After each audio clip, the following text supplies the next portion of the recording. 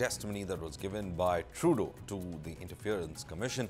In startling admission, Canadian Prime Minister Justin Trudeau has acknowledged that his government provided India with intelligence, not hard evidence, regarding the killing of Khalistani terrorist Hardeep Singh Nijjar on Canadian soil. While testifying at Canada's Foreign Interference Inquiry, Trudeau admitted that he had intelligence-based speculation and no hard evidentiary proof when he alleged the involvement of Indian government agents in the killing of Khalistani terrorist Hardeep Singh Nijjar last year.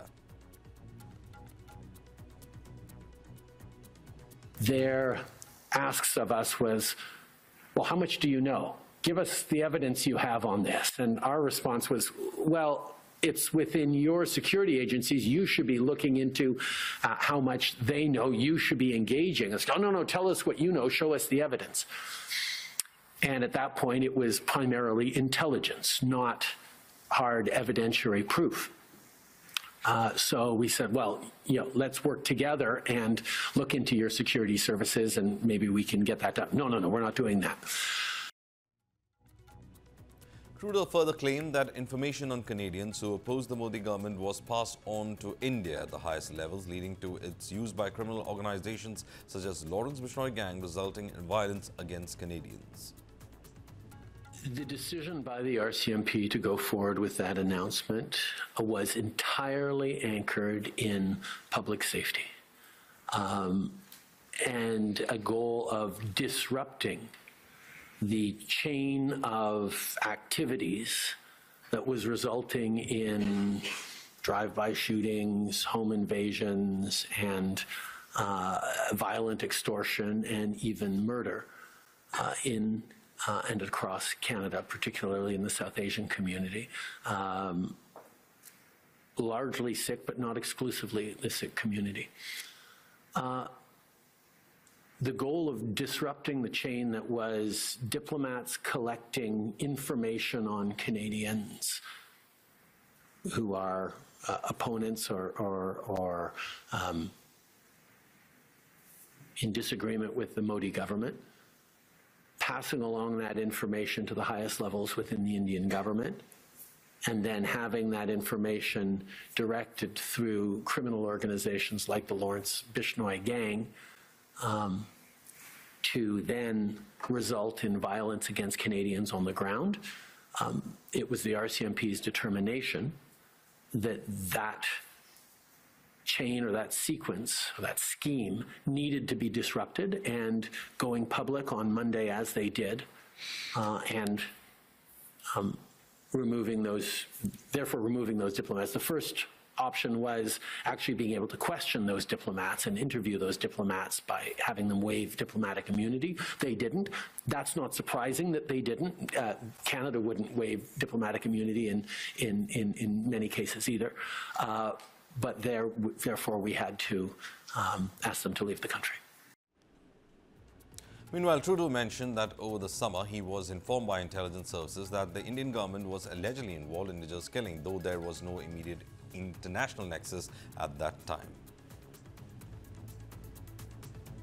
Late July, early August, I was briefed on the fact that there was intelligence from Canada and possibly from Five Eyes allies that made it fairly clear, incredibly clear, that India was involved in this killing. Agents of the government of India were involved in the killing of a Canadian on Canadian soil. This was something that we obviously had to take extremely seriously. That violation of sovereignty, of the international rule of law, with extrajudicial killing in a foreign country, in a fellow democracy, was a massive mistake. If India had indeed done it, and we had reasons to believe that they had. India's ties have hit rock bottom on Tuesday after Justin Trudeau went public again, claiming Indian diplomats were directly involved with the organized criminal elements to carry out the assassination of Nijjar in Surrey in June 2023. He then expelled the 6 diplomats and claimed were involved. Now, India responded with the tit-for-tat move by expelling Canadian diplomats from New Delhi and recalling its High Commissioner, besides outrightly rejecting the fresh claims.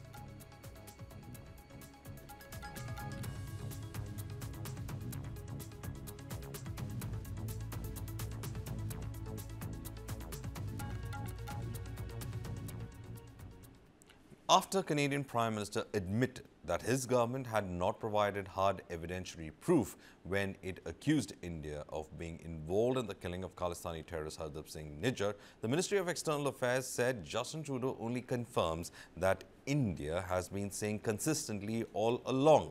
Now, this is what the MEA said in a statement. What we have heard today only confirms that we have been saying consistently all along. Canada has presented us no evidence whatsoever in support of the serious allegations that it has chosen to level against India and Indian diplomats. The Canadian Prime Minister confessed that his government had only shared intelligence information with India regarding Nijjar's murder and not any solid evidence. Canada had previously claimed it had given evidence to India. The shift in Trudeau's stance is now being widely discussed, with many questioning his handling of the issue.